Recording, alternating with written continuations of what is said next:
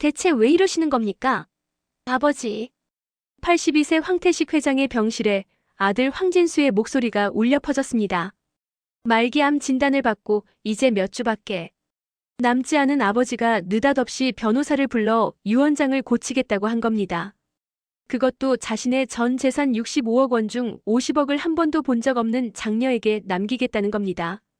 진수야, 내 누나를 찾아야 해. 내가 죽기 전에. 황태식 회장의 떨리는 목소리에는 58년간 품어온 그리움과 후회가 담겨 있었습니다. 여러분, 도대체 무슨 사연이 있었던 걸까요? 50년 넘게 얼굴도 본 적 없는 딸에게 왜 전 재산의 대부분을 남기려는 걸까요? 그리고 그 딸은 지금 어디서 무엇을 하고 있을까요? 1967년 가을, 서울 변두리의 허름한 판잣집. 당시 29세였던 황태식은 아내 순자와 겨우 100일이 지난 딸 미니와 함께 살고 있었습니다. 그는 낮에는 건설 현장에서 막노동을 하고 밤에는 야간 경비를 서며 가족을 먹여 살렸습니다. 여보, 오늘 미니가 처음으로 웃었어요. 당신 얼굴 보더니. 아내 순자가 말했습니다. 가난했지만 행복했던 시절이었습니다. 그러던 어느 날 황태식이 야간 근무를 마치고 집에 돌아왔을 때였습니다. 집은 텅 비어 있었습니다. 아내도 딸도 그 흔한 옷가지 하나 남아있지 않았습니다. 다만 탁자 위에 짧은 쪽지 하나만이 놓여 있었습니다. 미안해요. 이렇게밖에 살 수 없어요. 미니는 제가 잘 키울게요. 황태식은 미친 듯이 아내와 딸을 찾아다녔습니다. 하지만 당신은 주민등록제도도 제대로 갖춰지지 않은 시대. 찾을 방법이 없었습니다. 그렇게 1년, 2년. 시간이 흘렀습니다. 1972년 황태식은 재혼을 했습니다. 현재의 아내 이정혜와의 만남이었습니다. 정혜는 과부로 어린 아들을 혼자 키우고 있었고 황태식은 잃어버린 딸을 대신할 누군가가 필요했습니다. 나도 아이를 찾는 사람이에요. 서로 의지하며 살아요. 정혜의 말에 황태식은 고개를 끄덕였습니다. 재혼 후 황태식의 인생은 달라졌습니다. 건설 현장에서 시작한 작은 인테리어 사업이 성공하기 시작했고 10년 만에 연 매출 100억 원대의 중견 건설업체 대표가 되었습니다. 하지만 그는 단 하루도 잃어버린 딸 미니를 잊은 적이 없었습니다. 여보, 또 그 생각하시는 거예요? 이제 그만 잊으세요. 아내 정혜가 말했지만 황태식은 사설 탐정을 고용하고 입양기관을 뒤지며 딸을 찾았습니다. 30년간 딸을 찾는 데 쓴 돈만 해도 8억 원이 넘었습니다. 하지만 딸은 나타나지 않았습니다. 과연 황태식 회장은 죽기 전에 딸을 찾을 수 있을까요? 그리고 58년 전. 그날 정말 아내 순자는 왜 딸을 데리고 사라진 걸까요? 2025년 10월 서울 강남의 한 대형 병원. 최 변호사, 내가 부탁이 있네. 산소호흡기를 끼고 있는 황태식 회장이 30년 지기 친구인 최 변호사에게 말했습니다. 회장님 말씀하십시오. 미니래. 내 딸을 꼭 찾아줘. 내가 죽기 전에. 이번엔 다른 방법을 써야 할 것 같아. 최 변호사는 고개를 끄덕였습니다. 사실 그는 황태식 회장이 모르는 중요한 정보를 하나 가지고 있었습니다. 회장님, 사실 제가 3년 전에 이미. 하지만 그 순간 병실 문이 벌컥 열리며 차남 황진수가 들어왔습니다. 아버지, 무슨 대화세요? 또 누나 얘기입니까? 55세의 황진수는 아버지의 건설회사 전무이사로 일하며 회사 경영에 실권을 쥐고 있었습니다. 그는 평생 아버지가 자신보다 한 번도 본 적 없는 누나를 더 생각한다는 사실에 분노해왔습니다. 진수야, 내 누나는 분명 살아있어. 내가 느껴. 아버지, 현실을 보십시오. 58년입니다. 누나가 살아있다 해도 이제 60살이 다 된 할머니예요. 게다가 아버지를 버리고 떠난 사람 아닙니까? 그건 내 누나 잘못이 아니야. 내 친모가. 황태식이 기침을 하며 말을 잇지 못했습니다. 최 변호사가 황진수를 병실 밖으로 데리고 나왔습니다. 진수 씨, 회장님을 너무 자극하지 마십시오. 최 변호사님도 아시잖아요. 아버지는 평생 그 유령 같은 딸에게 집착하셨어요. 제가 아무리 효도해도 회사를 키워도 한 번도 제대로 인정받아 본 적이 없습니다. 황진수의 목소리에는 평생의 한이 담겨 있었습니다. 사실 황진수도 불쌍한 사람이었습니다. 어머니 정혜는 재혼하면서 자신을 데려왔지만 새아버지 황태식은 늘 잃어버린 딸 생각에 빠져 있었습니다. 진수야, 열심히 공부해라. 내 누나를 찾으면 너희 둘이 회사를 이어받는 거야.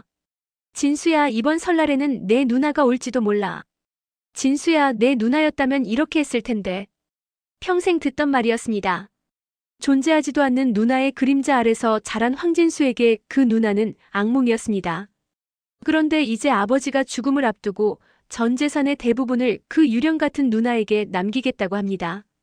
안 됩니다. 절대 안 돼요. 황진수는 주먹을 불끈 쥐었습니다. 한편 같은 시각, 경기도 평택의 한 작은 슈퍼마켓. 사장님, 라면 2개하고 우유 하나요? 네, 5,000원입니다.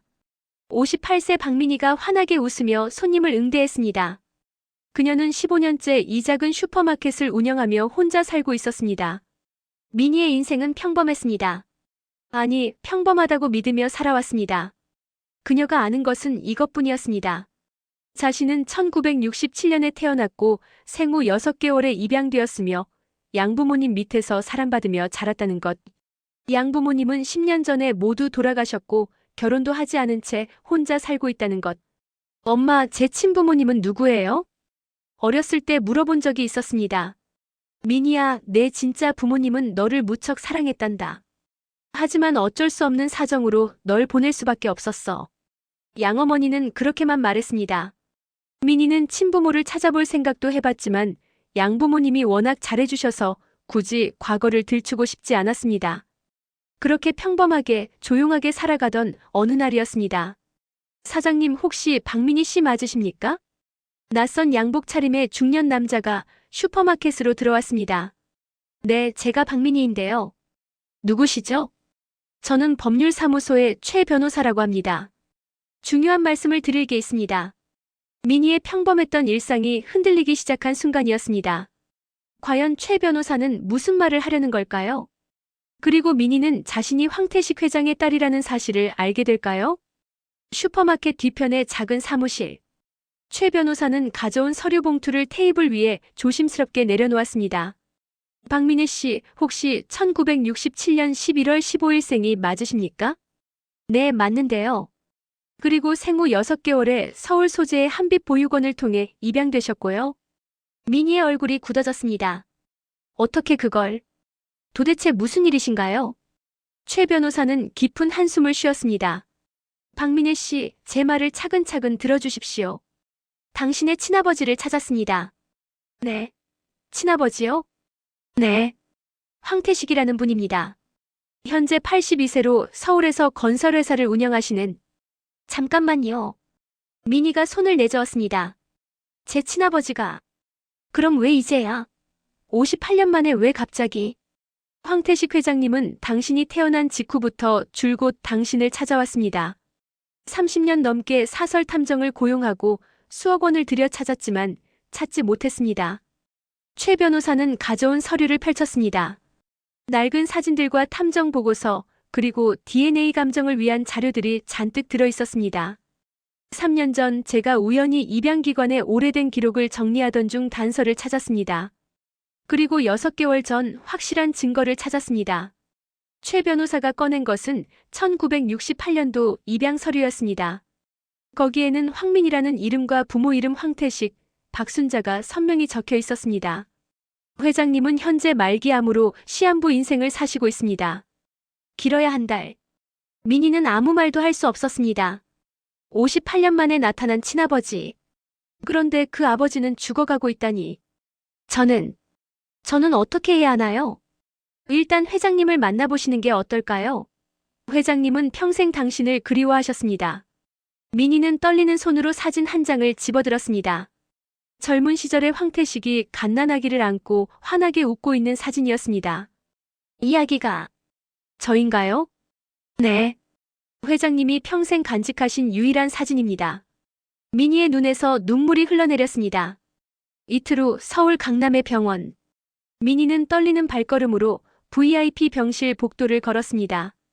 최 변호사가 앞장서서 길을 안내했습니다. 회장님 모시고 왔습니다. 병실 문이 열렸습니다. 침대에 누워 계신 노인. 산소호흡기를 끼고 있지만 눈만은 형형이 빛나고 있었습니다. 황태식 회장은 민희를 보자 눈물을 흘렸습니다. 민희야, 내 딸. 정말 내 딸이구나. 민희도 그 자리에서 주저앉아 울기 시작했습니다. 평생 궁금했던 친아버지. 자신을 버렸다고만 생각했던 그 사람이 사실은 평생 자신을 찾아 헤맸다니. 아버지. 아버지.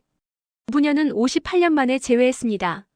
하지만 그 감동적인 순간 병실 문이 거칠게 열렸습니다. 뭐 하는 겁니까 이게? 황진수가 어머니 이정혜와 함께 나타났습니다. 아버지, 저 여자가 정말 누나라는 증거가 있습니까? 돈을 노리고 온 사기꾼일 수도 있잖아요. 진수야, 입 조심해. 이 사람은 내 친누나야. 친누나. 58년 만에 갑자기 나타난 사람이 어떻게 친누나란 말입니까? DNA 검사라도 했습니까? 최 변호사가 나섰습니다. 이미 3개월 전에 회장님의 머리카락과 박민희 씨의 DNA를 비교 분석했습니다. 99.99% 친자 관계가 확실합니다. 황진수의 얼굴이 하얗게 질렸습니다. 그럼 정말로. 그래, 진수야. 이제 내 누나가 돌아왔어. 아버지 소원이 이루어졌구나. 황태식 회장이 힘없이 웃으며 말했습니다. 하지만 민희는 이상한 느낌을 받았습니다. 황진수와 그 어머니 이정혜의 표정이 심상치 않았기 때문입니다. 특히 이정혜의 눈빛. 그 속에는 놀라움을 넘어선 무언가가 있었습니다. 공포? 아니면 죄책감? 그날 밤 민희가 병원 근처 호텔에 머물고 있을 때였습니다. 똑똑. 노크 소리에 문을 열자 이정혜가 서 있었습니다. 민희 씨. 아니, 민희야. 잠깐 할 얘기가 있구나. 이정혜의 목소리는 떨리고 있었습니다. 과연 이정혜는 무슨 말을 하려는 걸까요? 그리고 58년 전 그날의 진실은 과연 무엇일까요? 호텔 로비의 한적한 카페. 이정혜는 떨리는 손으로 커피잔을 들었습니다. 78세의 노인은 무언가 큰 짐을 진 듯한 표정이었습니다. 민희야, 내가 돌아온 걸 보니 이제 말해야 할 때가 온 것 같구나. 무슨 말씀이세요? 내 친어머니 박순자. 그 사람과 나는 아는 사이였어. 민희의 눈이 커졌습니다. 이정혜는 천천히 58년 전의 이야기를 꺼내기 시작했습니다. 1967년 박순자와 이정혜는 같은 봉제 공장에서 일하는 동료였습니다. 두 사람 모두 가난한 처지였지만 순자에게는 희망이 있었습니다.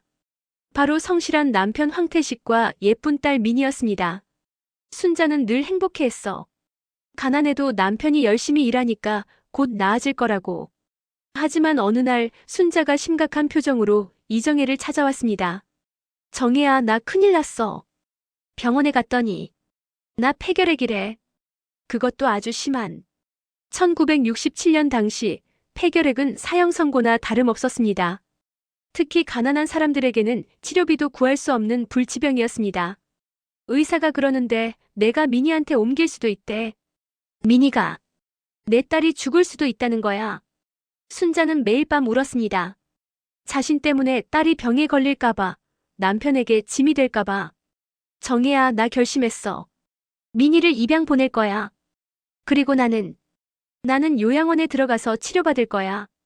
미쳤어? 태식이한테 말해봐. 같이 해결 방법을 찾아보라고. 안 돼. 그 사람은 절대 포기 안 할 거야. 민희를 절대 보내지 않을 거라고. 그러다가 민희가 죽으면 어떡해? 결국 순자는 1968년 1월 황태식이 야간 근무를 나간 사이 딸을 데리고 집을 나왔습니다. 그리고 한빛보육원에 민희를 맡겼습니다. 이 아이 이름은 황민희예요. 부디 좋은 집에 입양 보내주세요. 순자는 딸을 안고 하염없이 울었습니다. 엄마가 미안해. 엄마가 아파서 미안해. 행복하게 살아라, 우리 민희야. 민희를 보육원에 맡긴 후 순자는 경기도 어느 요양원에 들어갔습니다. 이정혜만이 그 사실을 알고 있었습니다. 그런데 이정혜의 목소리가 더욱 떨렸습니다. 순자는 3개월 만에 세상을 떠났어. 1968년 4월 15일. 봄이 오던 날이었지. 어머니가 돌아가셨다고요? 그래. 결핵이 너무 심해서. 그리고 내 친어머니는 죽기 전에 나한테 부탁했어. 태식이를 부탁한다고. 그 사람 혼자 두면 술만 마시고 망가질 거라고. 이정혜는 눈물을 닦았습니다. 그래서 나는 2년 후에 태식이와 재혼했어. 순자의 부탁을 지키려고. 그리고 내 아들 진수도 아버지가 필요했고. 그럼 그럼 아버지는 이 사실을 모르시는 건가요? 그래. 태식이는 지금도 순자가 딸을 데리고 달아났다고 생각해. 나는, 나는 차마 말하지 못했어. 순자가 얼마나 남편과 딸을 사랑했는지, 자기 목숨을 버려가며 딸을 지키려 했는지. 이정혜가 떨리는 손으로 낡은 편지 한 통을 꺼냈습니다. 이건 순자가 죽기 전에 쓴 편지야. 너한테 주라고 했어. 하지만 나는 너를 찾을 수 없었어. 미안하다, 미니야. 미니는 떨리는 손으로 편지를 받아들었습니다. 내 사랑하는 딸 미니에게. 엄마가 미안해. 엄마는 너를 버린 게 아니란다. 엄마는 너를 너무너무 사랑해서 너를 지키고 싶어서 이렇게 할 수밖에 없었어. 내가 건강하게 자라서 좋은 부모님을 만나 행복하게 사는 게 엄마의 유일한 소원이야. 그리고 내 아빠 황태식. 그 사람을 용서해줘. 그 사람은 너를 무척 사랑했어. 다만 엄마가 선택한 거야. 미니야, 엄마는 항상 너와 함께 있을 거야. 사랑한다, 내 딸.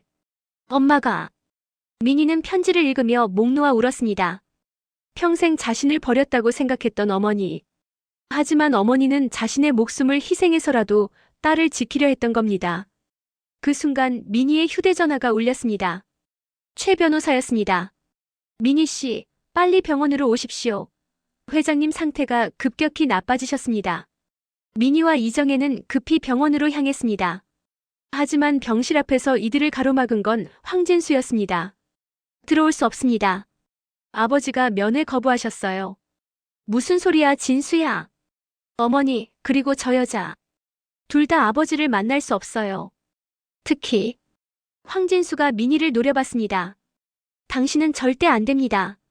당신이 나타나고 나서 아버지 상태가 더 나빠졌어요. 과연 황태식 회장에게 무슨 일이 생긴 걸까요? 그리고 황진수는 왜 이렇게 강하게 반대하는 걸까요? 병실 복도는 긴장감으로 가득했습니다. 진수야, 비켜. 내 아버지를 만나야겠어. 이정혜가 아들의 팔을 붙잡았지만 황진수는 꿈쩍도 하지 않았습니다.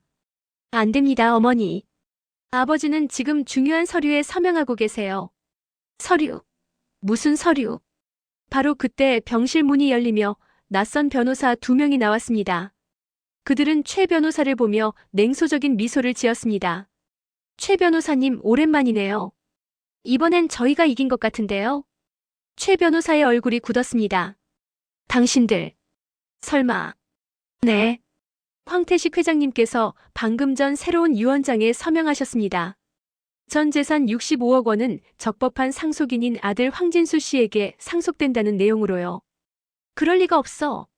회장님은 분명. 최 변호사가 병실로 뛰어들어갔습니다. 미니와 이정혜도 황진수를 밀치고 따라 들어갔습니다. 황태식 회장은 침대에 누워 헐떡이고 있었습니다. 그의 손에는 막 서명을 마친 서류가 들려 있었습니다. 회장님, 이게 대체 어떻게 된 겁니까? 최 변호사. 미안하네. 황태식 회장의 목소리는 너무나 약했습니다. 내가 너무 이기적이었어. 미니를 58년 동안 찾으면서 정작 내 곁에서 30년 넘게 나를 지켜준 진수를 생각하지 못했네. 아버지. 황진수가 아버지의 손을 잡았습니다. 진수야, 아버지가 미안하다. 너를 제대로 사랑하지 못해서. 항상 내 누나 생각만 해서. 아니에요, 아버지. 저야말로 이기적이었어요. 아버지의 마음을 이해하지 못했습니다. 감동적인 부자의 화해. 하지만 미니는 뭔가 이상함을 느꼈습니다. 황진수의 눈빛. 그 속에는 진정한 눈물이 없었습니다. 최 변호사도 같은 생각이었습니다. 회장님, 정말 본인 의지로 서명하신 겁니까? 혹시 협박이나 강요를. 무슨 소리야? 황진수가 벌떡 일어났습니다. 우리 아버지가 정신이 멀쩡하신데 무슨 협박. 명예훼손으로 고소하겠어요. 진수 씨, 진정하십시오. 저는 다만 절차상. 당장 나가세요. 당신들 모두 나가라고요. 소동이 일어나는 사이 미니는 조용히 아버지에게 다가갔습니다. 아버지, 괜찮으세요?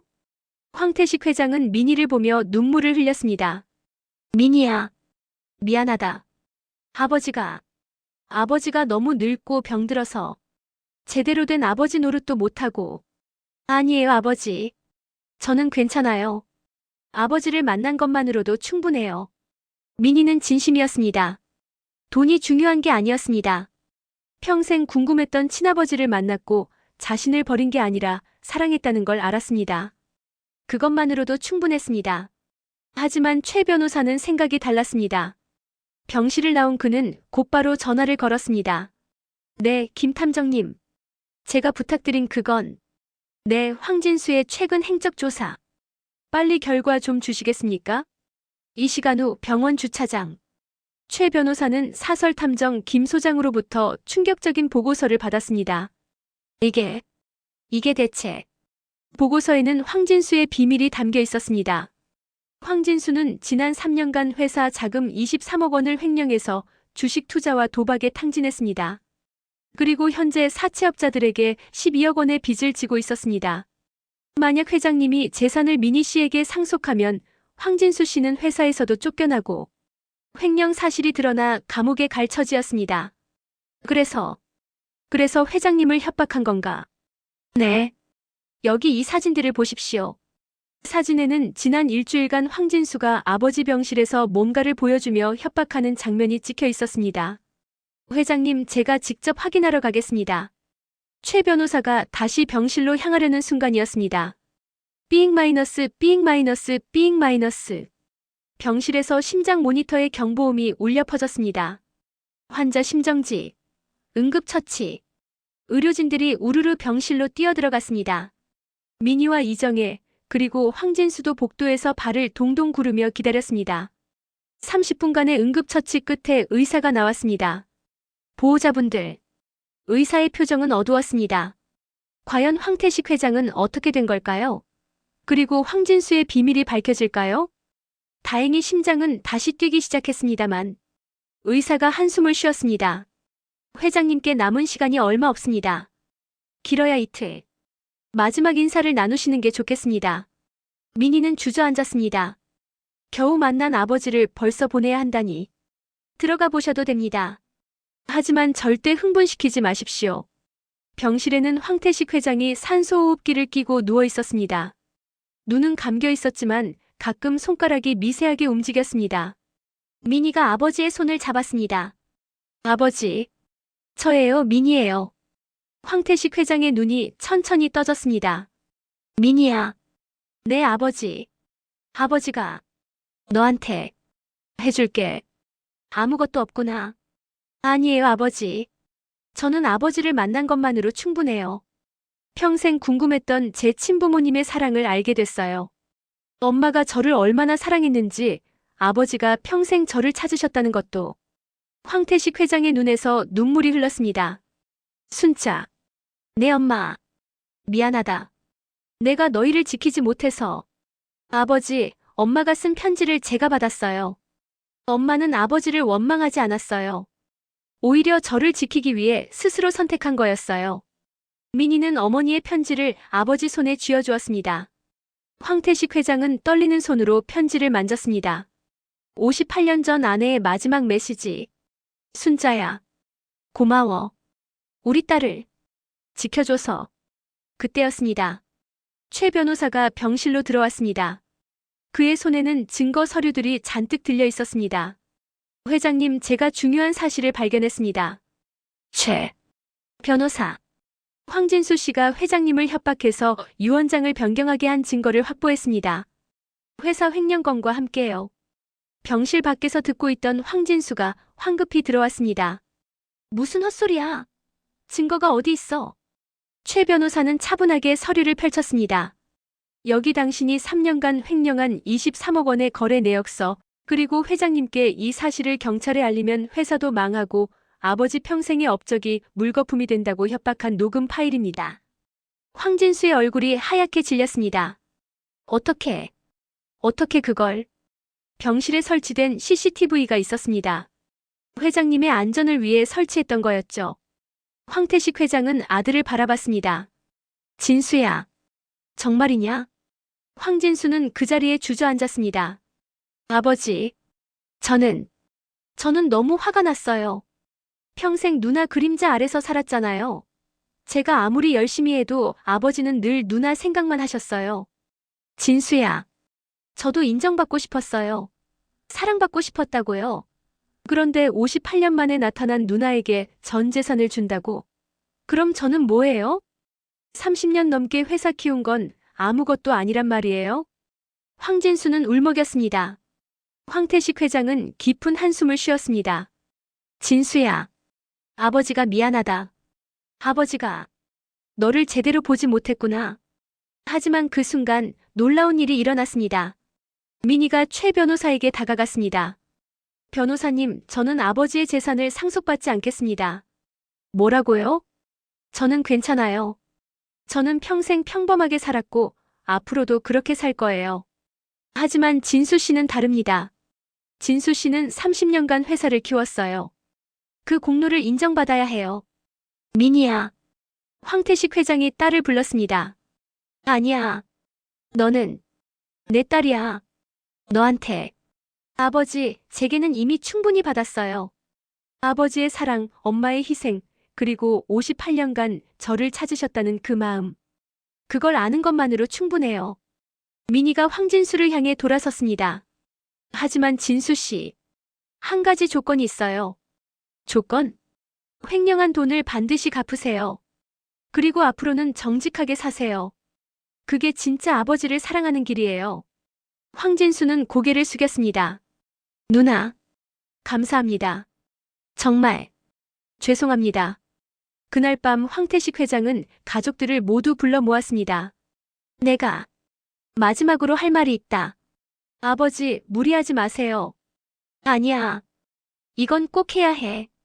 황태식 회장은 떨리는 목소리로 말했습니다. 내 재산은 민희와 진수가 반씩 나눠 가져라. 그리고 진수야, 내 아버지, 너는 회사를 물려받되 내 누나를 이사로 모셔라. 그리고 둘이 힘을 합쳐 회사를 더 키워라. 아버지, 감사합니다. 그리고 정혜. 황태식 회장이 아내를 불렀습니다. 여보, 평생 고생했소. 당신이 없었다면 나는 진작 망가졌을 거요. 고맙소. 그리고 순자를 대신해서 민희를 지켜줘서 고맙소. 이정혜도 눈물을 흘렸습니다. 여보, 저야말로 감사했어요. 평생. 황태식 회장은 마지막으로 민희의 손을 잡았습니다. 민희야, 아버지가 58년 늦었지만 사랑한다. 저도 사랑해요, 아버지. 이틀 후인 2025년 11월 13일 새벽. 황태식 회장은 가족들이 지켜보는 가운데 조용히 눈을 감았습니다. 그의 얼굴에는 평화로운 미소가 머물러 있었습니다. 58년 만에 찾은 딸, 그리고 화해한 아들과 함께한 마지막 시간이었습니다. 6개월 후, 민희는 평택의 슈퍼마켓을 계속 운영하면서 일주일에 한 번씩 서울의 회사에 올라가 이사로서 역할을 하고 있었습니다. 황진수는 횡령한 돈을 모두 갚고 정직하게 회사를 운영하며 누나와 함께 아버지의 뜻을 이어가고 있었습니다. 그리고 이정혜는 두 남매를 보며 흐뭇해했습니다. 순자야, 우리가 해냈어. 우리 아이들이 다 잘 자랐어. 민희는 가끔 아버지와 어머니의 무덤을 찾았습니다. 아버지, 엄마, 저는 행복해요. 비록 늦었지만 저는 가족을 찾았어요. 그리고 깨달았어요. 진짜 사랑이 뭔지. 58년 만에 이루어진 재회. 그리고 그보다 더 큰 가족의 의미. 황태식 회장이 평생 찾았던 것은 단순히 잃어버린 딸이 아니었습니다. 그것은 바로 용서와 화해, 그리고 진정한 가족이었습니다. 여러분께 묻습니다. 만약 여러분이 민희의 입장이었다면 어떤 선택을 하셨을까요? 58년 만에 나타난 아버지의 재산을 받으셨을까요? 아니면 민희처럼 동생에게 양보하셨을까요? 그리고 황진수처럼 평생 인정받지 못했다는 아픔을 가진 자녀의 마음을 이해하시나요? 댓글로 여러분의 생각을 들려주세요. 오늘의 교훈. 진정한 가족은 피가 아니라 마음으로 이어집니다. 그리고 용서와 이해는 어떤 재산보다 값진 것입니다. 늦었다고 생각할 때가 가장 빠른 때입니다. 사랑하는 사람에게 오늘 당장 사랑한다고 말하세요.